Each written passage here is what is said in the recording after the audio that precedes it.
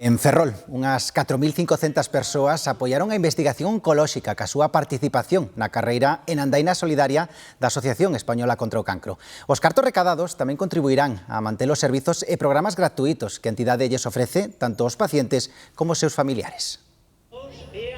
Predominou a cor verde e tamén unha convicción. Hai que venir, colaborar e participar en todo este proxecto. Hai que estar aí e hai que involucrarse, todos xuntos.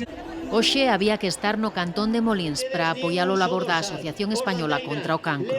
Porque en todas as familias, neste caso miña nai, e entonces, bueno, é importante participar.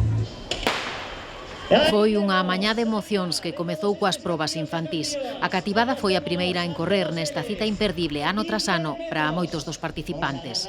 A verdade é que veño todos os anos e tamén é a única carreira que vou correr. É dicir, me parece máis importante de todas e por eso veño todos os anos. É a única. Un día de fiesta, bien, sí. Venimos toda a familia, bueno, hoy faltan algunos que non pudieron venir, pero bien, venimos sempre, todos os años.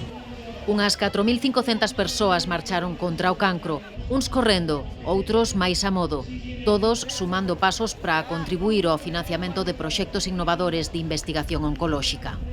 A investigación é moi importante e temos que reivindicar que a política e os políticos traballen para facer máis investigación, non?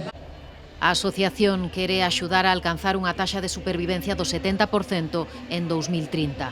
Esta foi a 12ª edición de Ferrol en Marcha contra o Cancro.